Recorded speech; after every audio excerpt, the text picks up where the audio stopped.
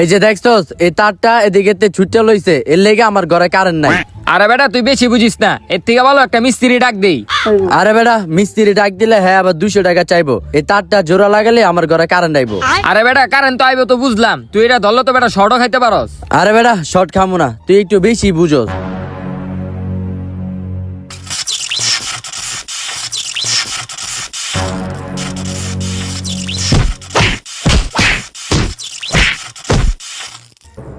হ্যাঁ হ্যাঁ, আমার বন্ধুর কি হলো, তাড়াতাড়ি ডাক্তার কাছে লয়ে যেতে হইব। ডাক্তার সাহেব আমার বন্ধুরে দেখেন কি জানি হইছে। হ্যাঁ হ্যাঁ হ্যাঁ, উঠান উঠান।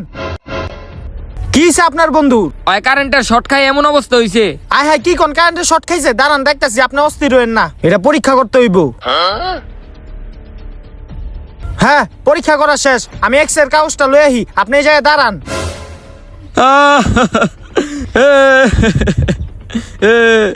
শেট, কি হইছে ডাক্তার সাহেব? আপনার বন্ধু তো মইরা আছে গা। কি কোন ডাক্তার সাহেব, সামান্য একটু কারেন্টের শর্ট খায় মরে গেল গা।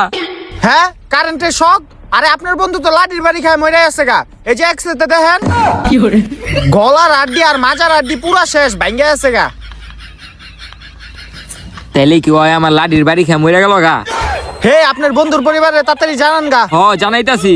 মইরা আছে গা পোলাটায়।